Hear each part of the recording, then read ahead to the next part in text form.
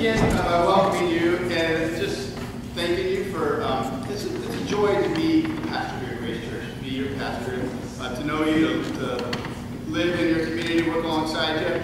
You guys, I was thinking the other day, as I was preparing for my sermon on Sunday, I was thinking how well you guys love me and my wife. You know, there's a point in the sermon when I was going to say something about that, but I think I've run a little long, so I didn't get a chance to. But it's true. I mean, you guys love us so well. You make it a joy to be out here and serving the Lord. And it's tiresome work, you know, as we labor alongside each other in this gospel ministry. It can be wearing, but I can say ministering here on the East End, Grace Church with you guys, it's a joy. It's a delight. Even though there are weary days, it's a joy to minister with you. And I'm with all these people here, man. So we might need to break out like some more seats. All right. We can actually fit 122 people in our pew. I don't know if you know that. Somebody's counted, and we know that. So, but great turnout. Mike Mussolino's here. How did you ever marry? Hey, Mike, check this out. A little side note. I got an email on the snowfall out there in 80 inches in 8 days. So that's good. That's good. Out in where was that coming? Jacksonville. Jacksonville. So anyway, so you got a little more snow than I had, but anyway. Here, this is Ignite Night, guys. This is awesome. This is good. So how many of you are here just because of the really weird and wacky emails you've been getting? Come on, be honest. How many of you wouldn't have been here if it was not for the exploding Elmo and the come on, Barbara, you know what I'm talking about. Elmo. You don't know that? You didn't get that? My emails probably went to your junk folder. That's probably what happened. So she's so lucky. Yeah, she's so lucky. Tonight is a long night in the making. What do I mean by that? Where's Josh? Hey, Josh. Tonight's a long night in the making. Do you guys remember where you were back in the 80s or early 90s? Where were you? So what were you guys doing? Some of you, you're not even born back then. Yes. Okay. Maybe finishing school. Applying for the police officer academy or something. I thought it'd be good, show you a little picture of me back when I graduated high school in 1984. Check out that. Huh? Yeah. Wow. Yeah, sweet haircut, nice dress. Yeah. I can tell you, when I graduated high school, all right, enough little comments there. I made myself vulnerable by doing that. You know that, right? That's all right. If I think back to who I was then and what unfolded in my life coming later, I was really clueless as to what was going on, what God had planned for me. I wasn't even a Christian at the time, the ability to look into the future, know where one's going. When you're young, you kind of have these big dreamy eyes, and when you get older, you get a little more cynical or wiser maybe. But back in the 80s. It took me a while. It wasn't until the mid-90s that I came to know Christ. But when you think back on the history of this church had its beginnings shortly after that non-haircut. There were people back in the 80s and 90s praying for Grace Presbyterian Church, praying specifically for a church like Grace to come. And there was worship services being held on the beaches out here. On Sunday mornings. A number of these people they come to our church and visit, none of you here, but people who say, Mark, so glad you're here. We've been praying for your church to be here. And these are people who, when they're out here in the summertime, they come and spend time worshiping here at Grace Church. Think back 10 years ago. 10 years ago, there were a handful, just a couple of families that lived out here who were actively working to get Grace Church up and going. We have one family here, Grayson and Heidi, from that time, right? Yes. Of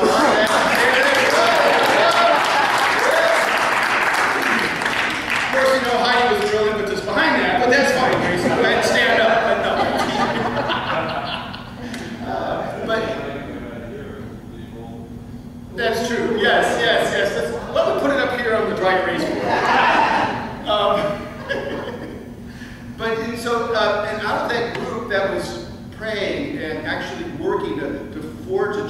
out here, working with Redeemer Presbyterian Church in the city to start beginning to look for a pastor, a church planter to come out here and to plant this church. 10 years ago, I was, in my mind, I was running youth ministry. I was in seminary, and being here, pastoring a church on the East End was not even remotely on my radar plan. But they were praying for a church planter to come along, and when it was time for Leslie and I to move on from St. Louis, we were looking for a number of places to go.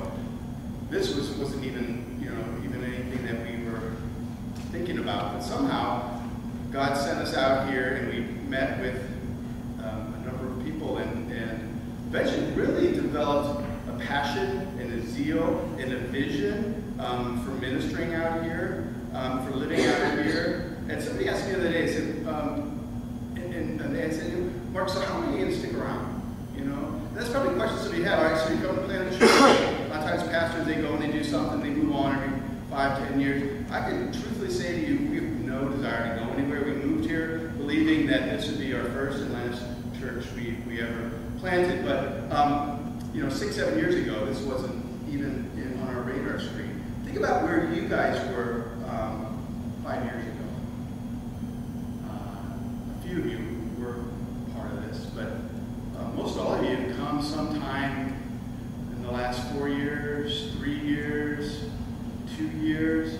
Truthfully, some of you here, if you would have said to you a year ago, 2 years ago, 4 years ago, that you're actually going to go to church and enjoy it, you're going to go and you're actually going to believe that Christian gospel message, some of you would have said, that's insane, that's crazy.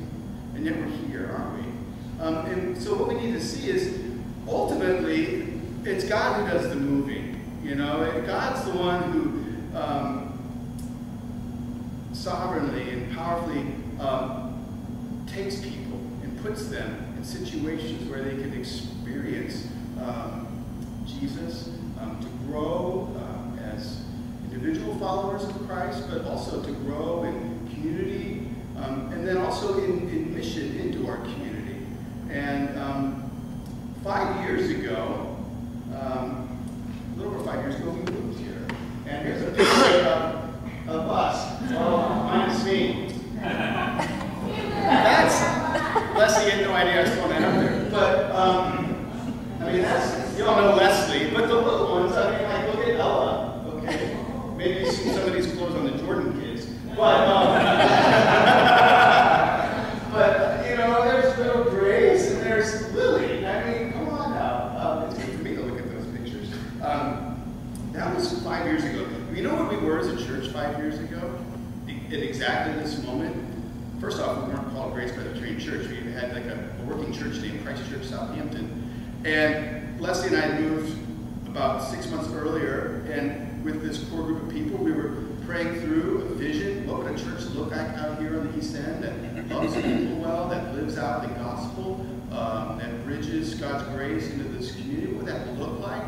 And it took us a while. I had to tell the people in the core group, be patient with me. We need to have a vision of who we are and what we're doing. And then in January and early February, we came up with a strategy for launching a church.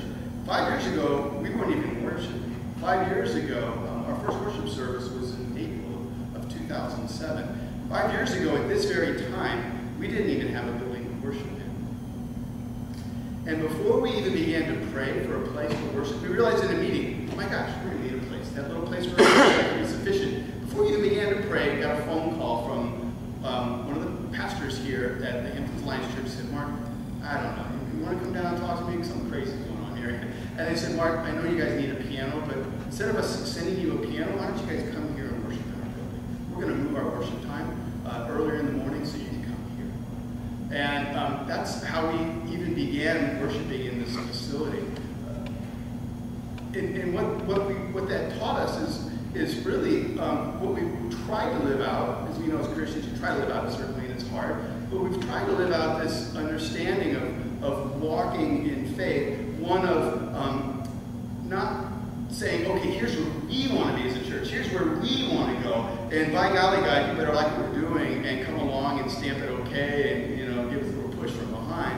What we've been trying to do, as we do all the time, is say, God, where are you moving? What are you doing? What kind of church would you start here? What kind of worship would you have? What kind of people would you hang out with? What would different things look like in the community where you're at? Because truthfully, the kingdom of God is advancing. He's the one who's at work at all times. And as his children, as his kingdom people, we attach ourselves to his movement. And so that was a sign to us that God is watching. He is caring for this fledgling little group of people. And I can tell you story upon story upon story like that. And so I say all that so that I can share with you, we have an opportunity now to actually own this property. And that is literally an amazing thing. If you were to ask me 2 years ago, Mark, what's your game plan? I'm very much a strategizing guy. Those of you who know me well, I've got everything figured out, I put everything down in detail, and I've worked the plan. I would have said, you know what, the people, where are you going to, when do you think Grace Church is going to have its own building? My answer would have been, not really worried about that. God's going to provide that whenever we need that. But if I had to answer, I would say probably 4 or 5, maybe 6 years from now. We're fine now. We've got a place to worship. We need to move on. But it's all about God and his timing and what he wants to do.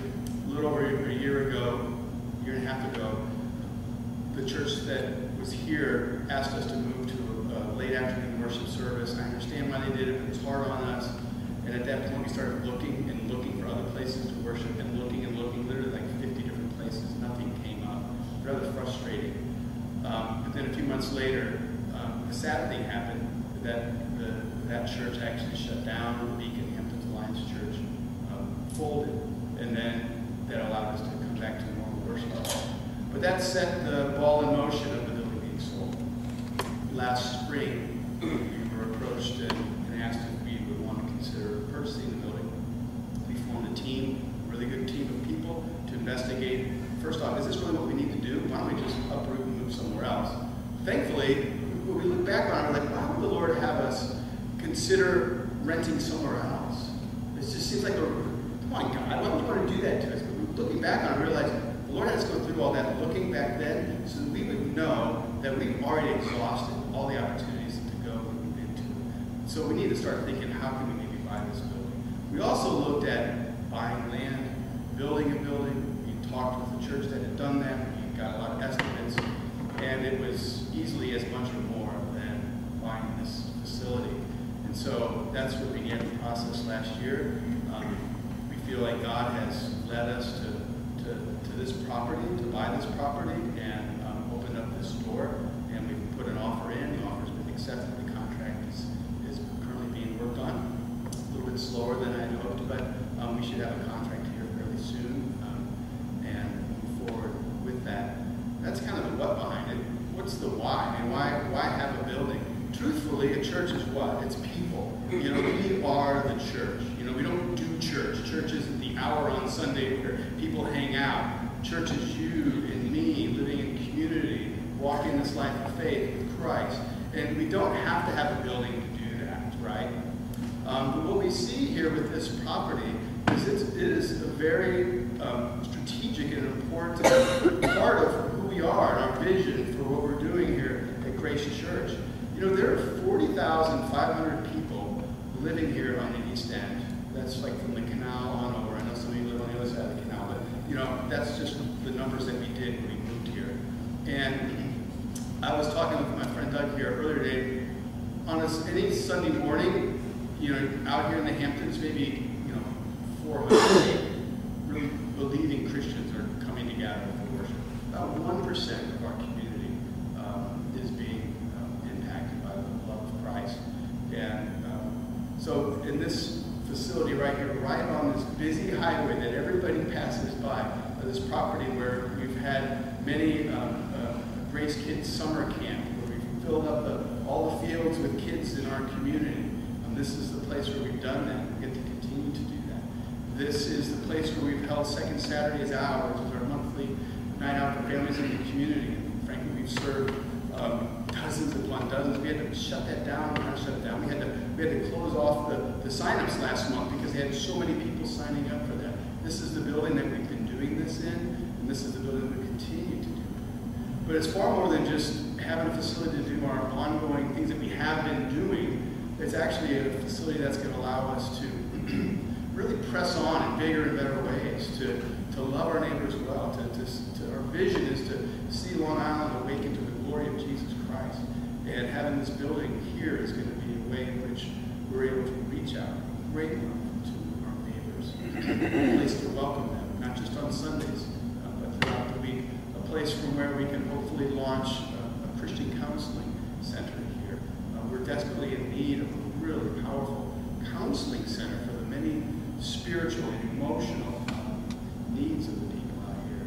Our vision is to plant 13 churches on Long Island by the year 2030. We're going to have young church planting pastors come and minister with us here in this building. We're going to send them on up to Riverhead, to West Hampton Beach, to Babylon, all the way down Long Island.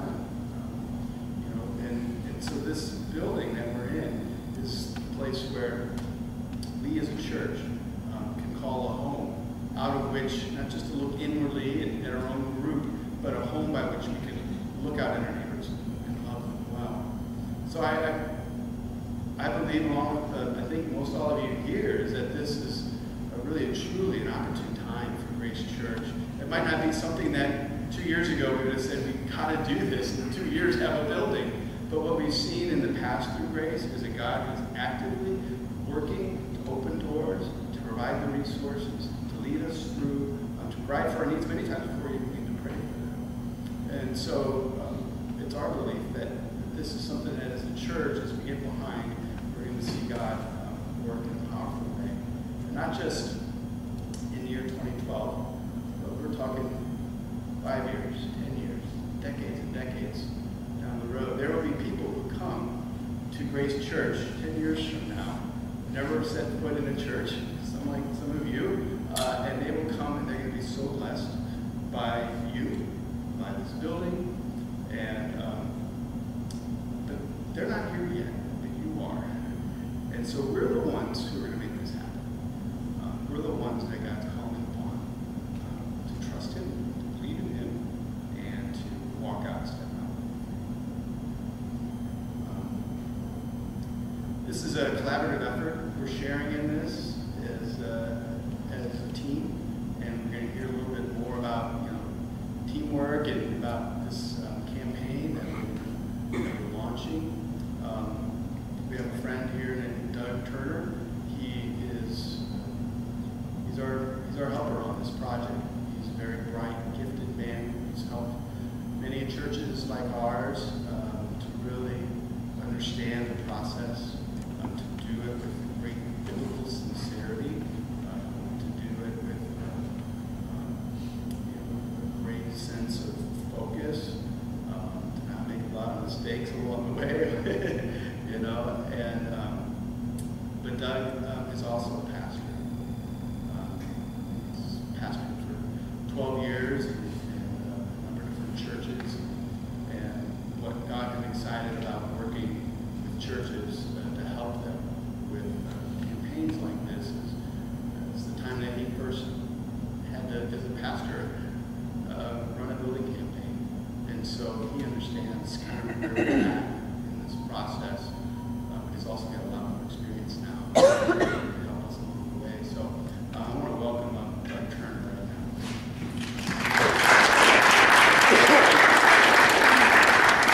Well, thank you. It's good to be with you. I want to share some information with you that I think will give you a little glimpse into what this process looks like that we're suggesting for Grace Church. And campaign is one of those words that, depending on whatever baggage you bring and project on that deal, it may not be altogether positive. But all we're trying to say is it's an organized effort to help people to wrestle with what God's doing in your life individually, taking inventory, and then connecting to the vision of Grace Church. My background is, as Mark said, I pastored for several years. I came to the Lord when I was in college at the University of Georgia.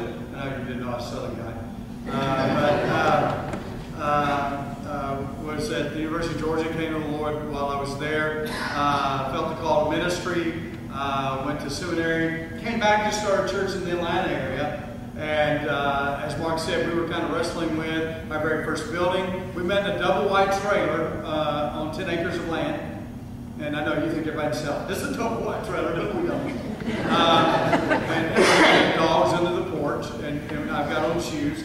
But anyway, so we decided to go ahead and do a campaign. And I honestly thought, folks, this is going to be one of the most painful things to do. That, you know, like taking medicine or going to the dentist. Apologies to the dentist in the room. But, you know, it's just stuff you don't want to do, but you need to do.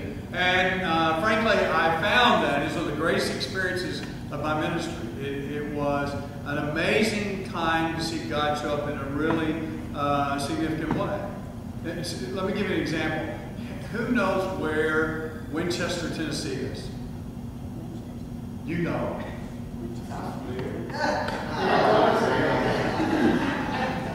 No.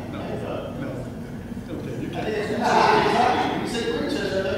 No, Winchester, Tennessee. And see, here's the thing that other than the pastor, and I think he's fibbing. There is a Winchester. Did I say Kentucky? I said Winchester. I raised my hand and you said Tennessee. See, the relationship's already flourishing here.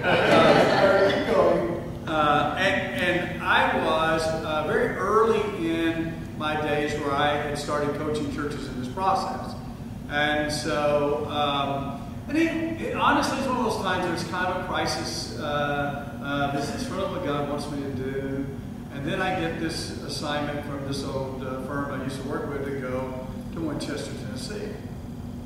And my first thought was, what in the world is in Winchester, Tennessee? I don't know where Winchester is. I'm a Southern guy who didn't grow up far from the Tennessee line in Georgia, and I'm thinking, I don't know where it is. God probably doesn't know where it is. Why would I go to Winchester? And so I'm kind of belly aching all the way up to Winchester that I've got to do this. I'm thinking, nothing's going on here. I'm wasting my time at some little podunk church in Winchester, Tennessee. I'm just being honest with you. This is what's going on. So I start working with this church, and about 2 weeks into the engagement, Pastor and I are in the study, and he's talking to me, and he said, by the way, did I mention to you that Sir John Templeton grew up in this church? I said, wait a minute, Sir John Templeton, a guy that's like sort of one of the fathers of mutual funds. Yeah, that guy. Okay, hold on a minute. The guy that's like given like millions and millions of dollars to Christian causes. Yeah, that guy. Grew up in this church. I just said, for a moment, he looks at me and said, do you think we ought to like write him a letter or something? Yeah, I think maybe we'll write him a letter. That's why I'm here, folks, because I had that kind of insight.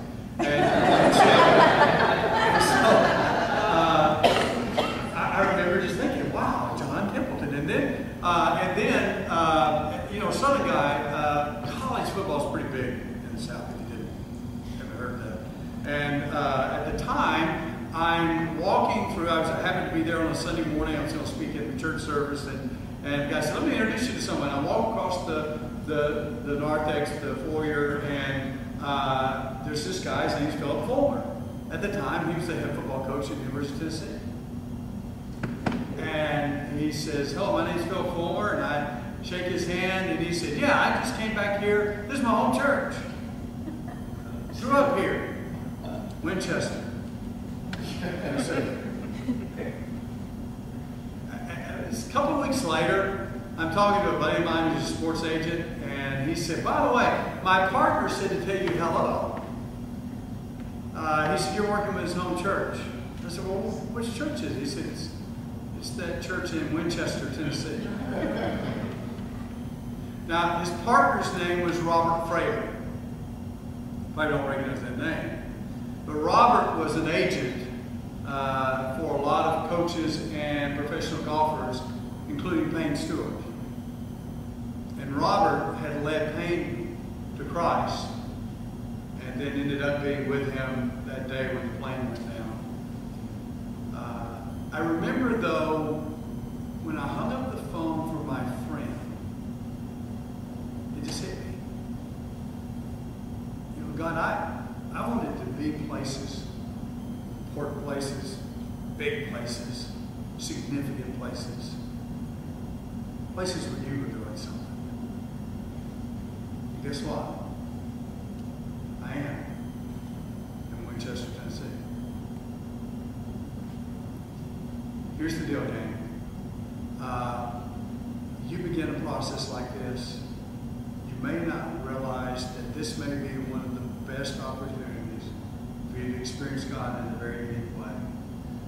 And like I was surprised at God showing up in a little insignificant out-of-the-way town, you may be surprised that going through this process might be one of the greatest things for you to experience God in an amazing way. So, let's talk a little bit about what it looks like.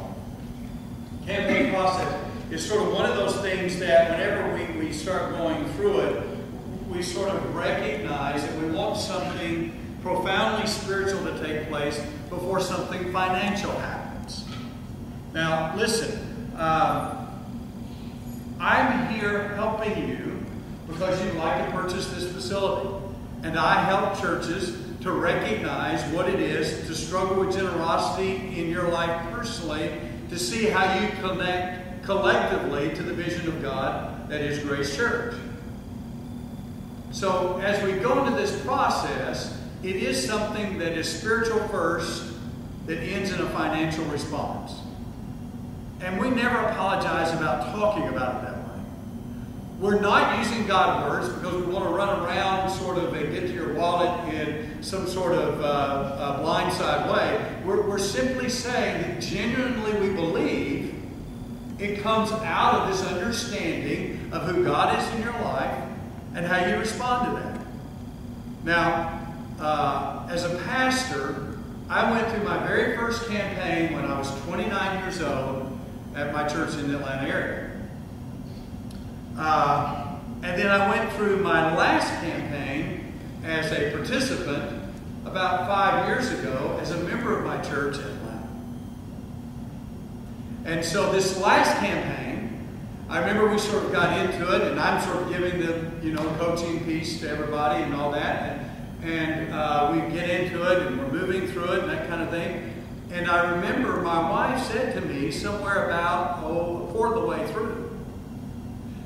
I mean, I don't want to sort of step on your toes or anything because you're the expert, but is this the way it's supposed to look right now? And I said, oh yeah, everything's going good. I mean, teams are coming together and we've got people really sort of moving the process through, and yeah, I think it's coming together real well. And she looked at me and she said, no, I mean, is this the way it looks for you, man? And I said, what do you mean?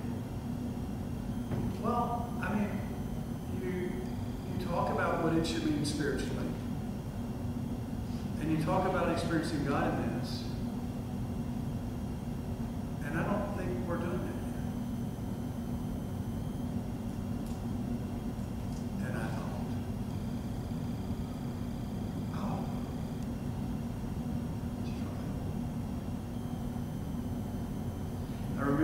As that 29-year-old pastor going through a campaign,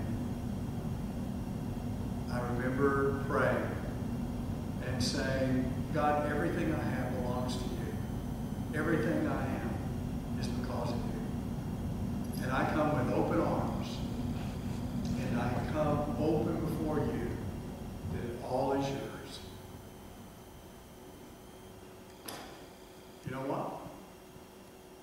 29-year-old pastor. I didn't have anything. It was easy to do that. I'm not a wealthy guy now, but it's like, I found myself having a hard time doing it. It was sort of short on me. And I really had to come back and say, you know what, this is one of those things that I really still need to wrestle with, because you don't plateau, you don't get to a place where you never sort of have to struggle with these things. It's an ongoing thing for us to wrestle with what God does in our life, how He provides, what that provision looks like, and how I'm willing to be open to trust Him and experience God by being generous. So here's the thing that I would suggest to you. There's a passage of Scripture in the Old Testament where Moses is talking to the people of Israel. And, or actually Moses is having this conversation with God about the people of Israel. And basically what he says is, and I'll paraphrase, you know, Lord, we're not bigger than anybody else. We're not better than anybody else. There's not a whole lot about us that makes us unique. Except you. And then he comes to the conclusion. He says, God, if we go on this journey through the wilderness to the promised land, I'm not going if you're not going. I didn't say it quite like that, but that's what he said. Gang, there's nothing more tedious, there's nothing more laborious, there's nothing more tiresome than religious work without God. And my commitment to you is that let's go on this journey together, but let's make a commitment that we're not going if God's not going. I don't mean that as a pious sort of statement. I mean it as it really will be the only way to experience this fully, that it energizes your church and it strengthens you to do something beyond your wildest dreams. So the process then begins now. Here's what it looks like. We're sort of going to begin these steps, and right now, first step is sort of a what I call a preparation step. And we're doing a lot of behind-the-scenes work now, laying some foundation, beginning to do some work, where we're pulling together a few people to help us to think through some things. But our intent is to ultimately create an environment that will engage people to connect to the vision. To pray, God, what you will for me to connect to the vision of Grace Church. Ultimately, that's sort of where we need people to go. And to make prayer to be something that is very much a genuine, authentic part of the process, and not just, again, something that we talk about so that people might think they are in something spiritual and give more money. So this process now will go on for about the next several weeks or so until we get to March the 25th. We'll have what we call Vision Sunday. And we'll announce that Vision Sunday. We'll announce some things about particulars around the vision, what it looks like, why God's sort of working at this point in time in the life of Grace Church. Now, before we get there, by the way, we're going to ask some of you to help us to think through how should we really be talking about this from a ministry point of view. What does this property mean to you? Again, churches aren't in the building business. Churches are in the business of bringing glory to God and reaching people. But as we go forward with this, how do we sort of engage some of our core group of folks to help us now take that to everyone in the congregation? We launched that on March the 25th and sort of began an information phase because we really need to create an atmosphere of understanding. And understanding emotionally, intellectually, but most importantly, spiritually. And in this process, we'll have a time where small groups are going to work through some curriculum, thinking through what that looks like. We'll have a devotional guide for individuals and really begin to ask people to begin the discipline of wrestling with discernment in your life and what that means.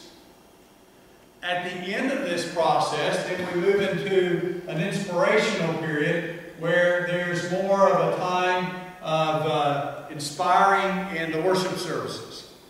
And that begins on April the 10th. What's that date there? April 15th. April 15th. I should remember that date. From April the 15th on Sundays through May 6th. Now, again, Mark is going to preach every week on money and giving and all that kind of stuff. But there's a place where we're really going to try to communicate the priority of the campaign, what that looks like, why people would invest in this, why it's important. Here's where we're going to ask you to begin to think this through. We're going to ask people to make a 3-year commitment over and above what you're already giving to the ministry budget of the church. Now, we don't want people to sort of look at what I'm giving and say, well, I'll take a percentage of that away and put that into the campaign, because that doesn't help us at all. If you're wrestling with, what should I take out of my regular giving to give to the campaign, then don't do that. Just don't do it. We want you to only give over and above to the campaign. Look in the Old Testament. Israel never built buildings out of time. So the building of the tabernacle, Moses made an appeal for people to bring their stuff, and they started bringing all this stuff in. And at some point, anybody remember what Moses told them? That's enough. Stop. We got enough.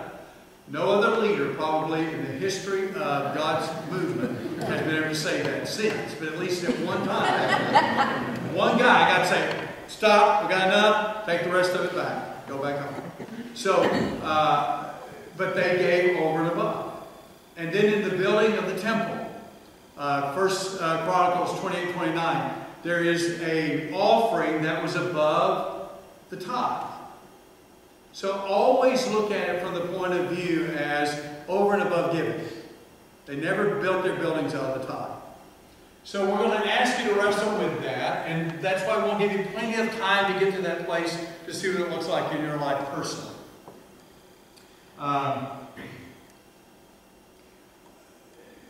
Gang, one of the things we're going to talk about in this is, how should I wrestle with this decision?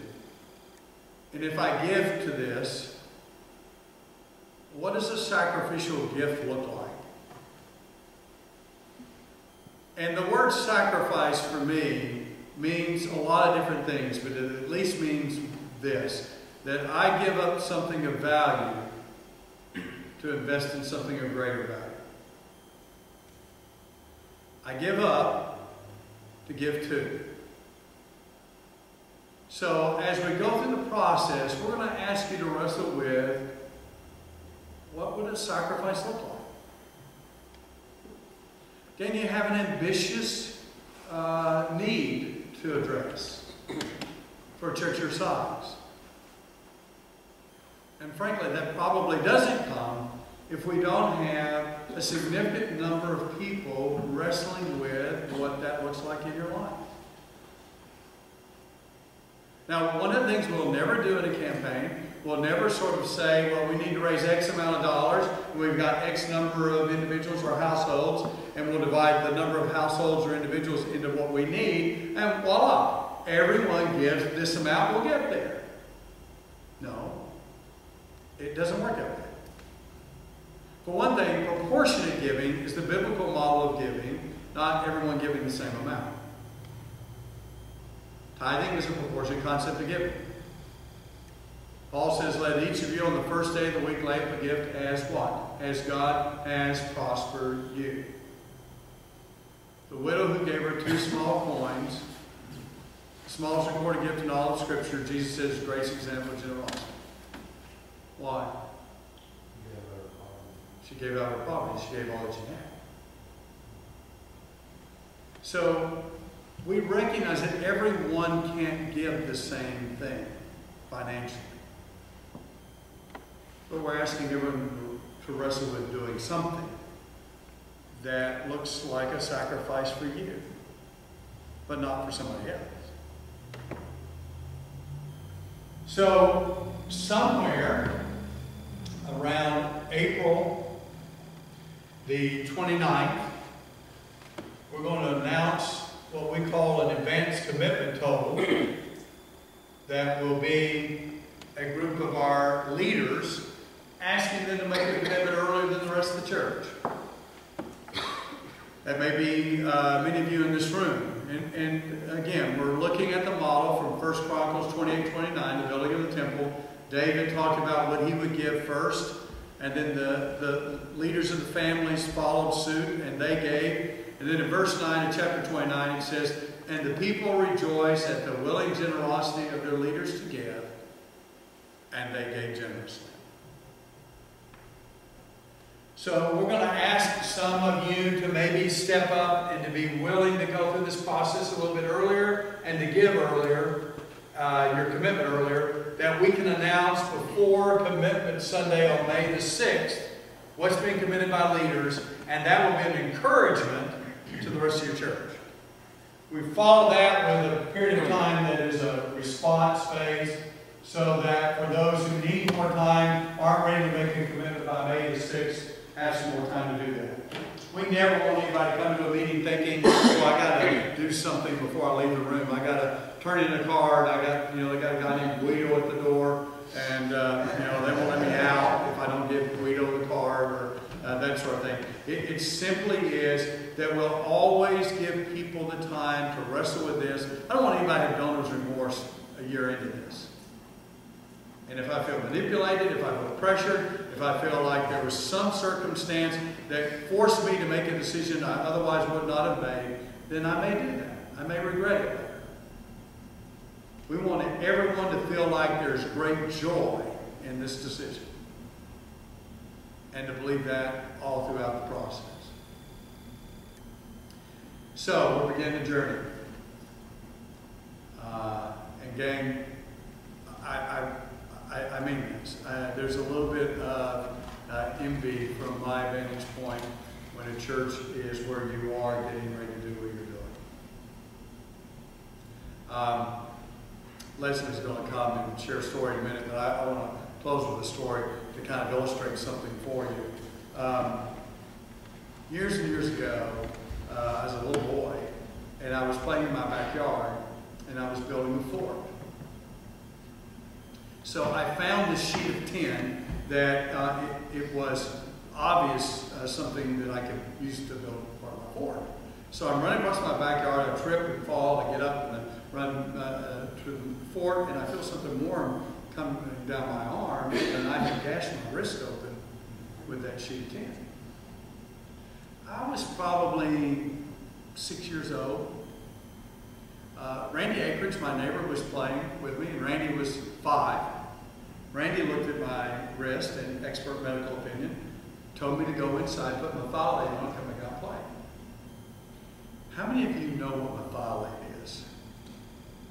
Yeah, see, one guy. It was when I was a kid, and I'm dating myself, but when I was a kid, there's this stuff that they put on a wound that would burn like crazy. And so when Randy told me to go into a thylaid, I thought, oh, no, I'm not doing that. But I go in, and I've got this gaping wound on my wrist, and my mom did what moms typically do. Acting like she's trying to be very calm when she's about to lose it. And so Mom wrapped a towel around my wrist and threw me in the car, and we go to the emergency room.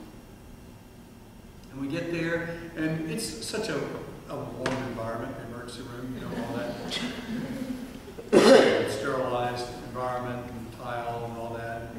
And I'm in the room. My mom steps out, and I'm doing for what I think is a natural reaction for a 6-year-old at the moment. I'm crying.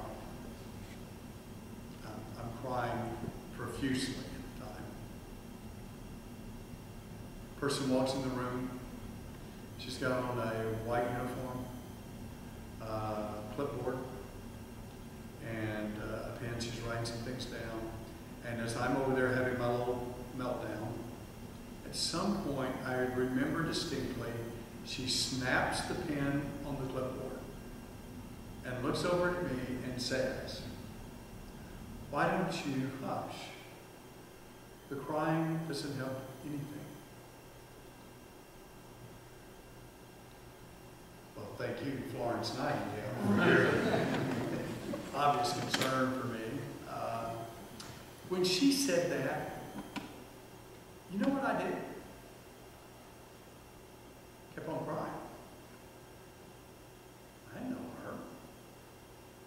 Didn't really want to get to know her at this point. A few minutes later, another guy walks in the room. He's got on a white jacket, stethoscope, comes over, kind of a nice guy, speaks in this sort of calm, reassuring tone.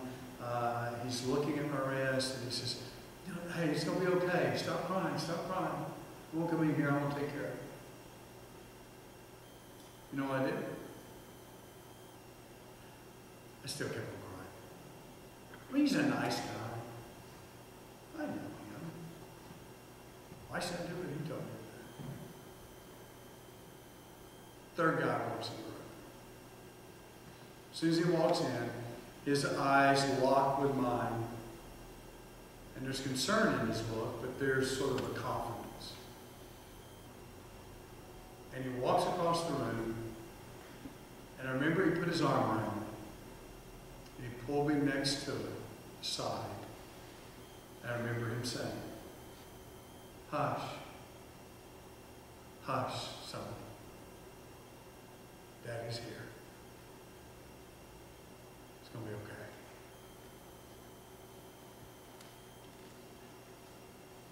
You know what I did? Stop crying. I knew him. I knew that guy. You see, that was a guy that no matter what was going on, he was always a part of my life.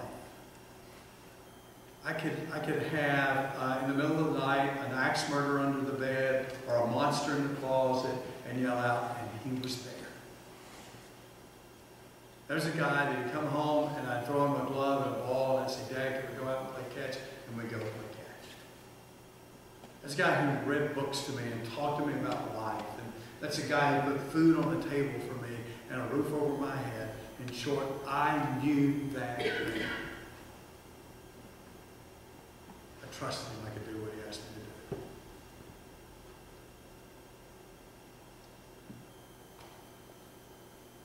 You don't know me.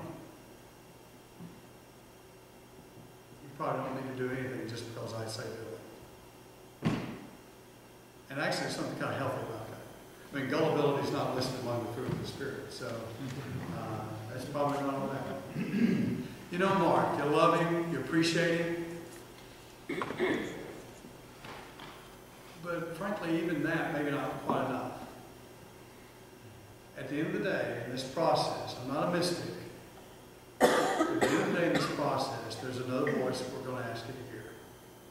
And that's your Father. Your Heavenly Father. The one that you know, who provides for your life, that you've trusted your eternity on. And at the end of the day, that's the voice we need you to hear. You might hear some things through Mark that help you to hear that voice. You might hear some things through me to help you to hear that voice. But ultimately, it has to be his voice. And when the process is all said and done, we don't need you to do any more than that. But gang, I also would tell you, don't do any less. This will be a fun trip. I look forward to being a part of the journey with you. Leslie, I'll let you come and share your story.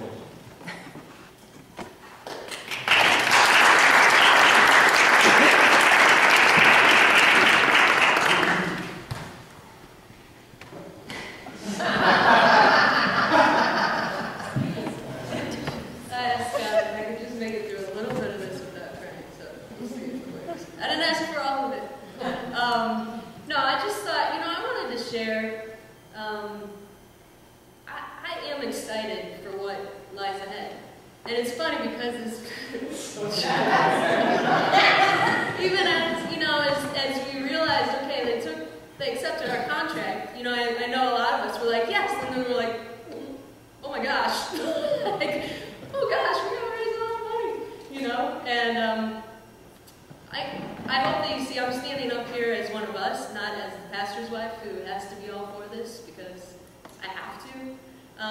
But even just to share with you, I understand the fears and the awkwardness, sort of. Even standing here listening tonight and knowing, you know, even for Mark and I, wanting to continue to revisit that, okay, God, everything's yours, you know? And I'll say, when you're in the profession we're in, you're sort of forced to do that, you know?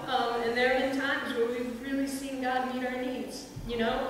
We watched a movie the other night where someone was given a free car, and we were like, remember how awesome that was, being given a free car? Because God really has met our needs. But there's this tendency, yeah, but there's this tendency, though, in between just to want to grab back onto everything that makes us feel secure and in control. And so again and again, this process, even for us, is one of having to kind of let go, and we're in this with you, you know? But I will say, I also just wanted to give some encouragement.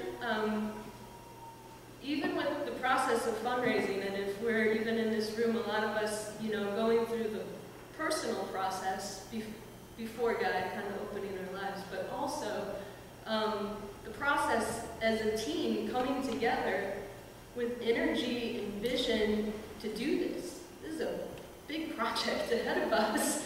And so I was thinking back to my first time of fundraising, and this is part of why I can honestly say I stand up here now, and I'm like, I'm excited about this, but part of it is because I can look back. And the first time that I had to raise funds, it was for a mission trip that I went on when I was in college, and I went to Bolivia. And I had to raise, you know, now it seems such a small amount, but at the time it seemed huge when you're a college student. And so I had to raise this money, and it was due by a certain day, and the day before I had to send it off. I was short. And I remember thinking, dang, I guess I'm not supposed to go on this trip. You know, like, the money hasn't come in. I guess I'm not supposed to go.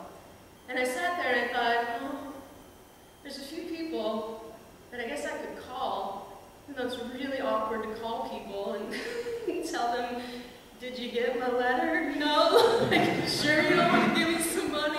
You know, just I mean, money stuff is weird, and let's admit it, it's awkward. But I did it, you know? I was like, you know, I should at least try calling. So I called, and 3 or 4 people were like, I'm so glad you called.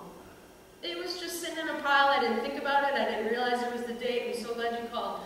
And that day brought me checks to where I got to where at the end of the day, you know, and I didn't tell them an amount or anything. They just brought what they wanted to give. And at the end of the day, I was $5 short. And it was one of those like, dang, $5. I was so close. You know, I love it if it just, I mean, of course I could pitch in $5, but it was sort of like the whole deal of knowing that it was provided. And it was funny because I was sitting there, I'm like, wait a minute.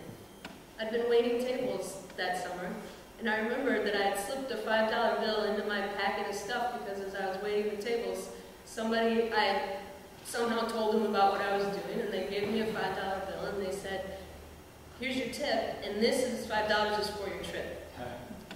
And I remember that $5 bill, and I remember I was like, wait a minute, there's a $5 bill. And you know, it was one of those things where I learned so much through that. One, that it's not this sort of deal where you sit back and you just say, God, do it. You know, I had to work for it. And I even had to kind of put myself out there and take a step of faith and do something that felt a little awkward, you know?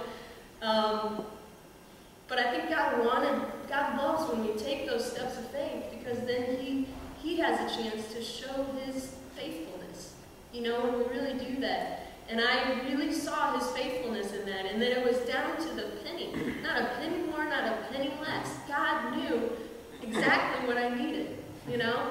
And I will say that then, you know, going on into our next, when Mark and I raised funds to come here, you know, again, I had this little, like, visions of just awkward sitting in people's living rooms and then feeling funny about the fact, you know, like a bad sales pitch sort of thing, and it just really, you know, I mean, just awkward. And I remember sort of going into it a little, dragging my feet, and, you know, excited with the vision for this church and our hopes for what God would do here, my gosh, we would meet with people and walk out of there so excited, so inspired, so fired up for what God is going to do here, and with teammates with us. People who, we didn't even care what they gave at that point. It wasn't even about the money. It was about the fact that God was building something amazing. Some people gave, some people didn't. But we left those meetings just feeling like, wow, God's already working. And as we got here, and as Mark told, this whole thing has been unfolding from long before we even got here. And so it's been amazing to see, to be blessed, to really jump in on this plan that God has been unfolding over time. And so I just stand up here, I just want to encourage us, as someone who has felt those fears and that anxiety that kind of goes along with the fundraising thing, and as we're asked to wrestle with it personally, and then also to jump in and help lead this, to encourage you guys that these are times when God really does. This is a special thing to really see God's faithfulness at work, to build us up. Those times of fundraising for me really built me up as a believer and showed me in all of my life I can trust Him.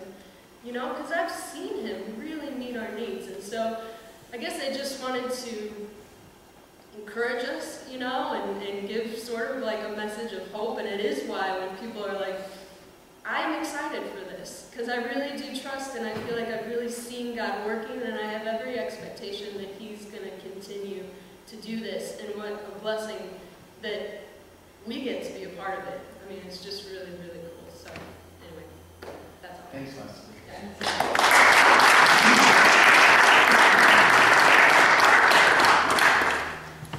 You didn't even need any of these. That's crazy. The next part of our evening is an interactive time for you guys. You guys like crafts? It's not just the kids at Grace that get to do crafts. Here's what we're going to do. In a few minutes, you will have a chance to come forward. There's some stones up here on the table, and there's some markers. And what we'd like you to do, we're kind of calling these stones of grace. And what we'd like you to do is think through two words. One word as you look back over your experience here at Grace Church, be it a week or two or multiple years. Kind of a word that summarizes God's work through grace for you or for your family. You write that on one side. On the other side, write something going forward, some word of hope or some sort of future desire that you would like to see perhaps God work in your community or in yourself. Write that on the other side. And when you're done, you just gently place it in the glass. There's still a receipt, right? Okay. And we're actually going to try something crazy. We're going to grow a beautiful flower out of that throughout this process over the months ahead, and kind of see what grows there.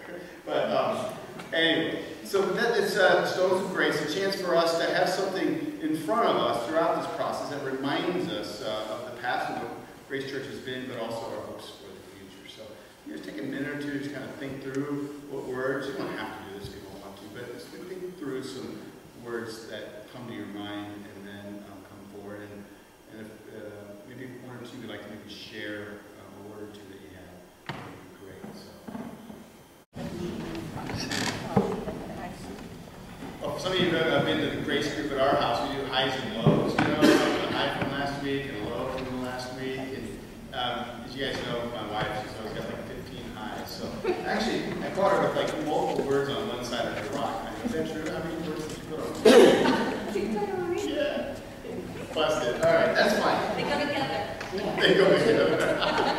That's good. I'm just teasing. All right. So, you know, earlier when I was talking, we kind of talked about how all of us have kind of walked through the doors of Grace Church at different times in the past. You know, some of you 4 or 5 years ago, some of you just a couple weeks or months ago.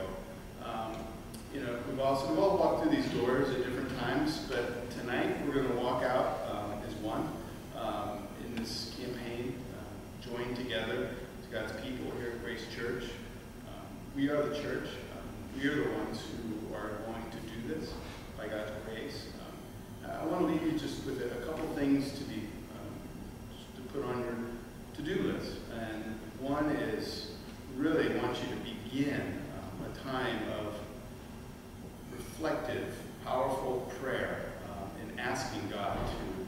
work in you, not your neighbor, not somebody else, in you during this season, to ask God to show you more of himself through this whole process.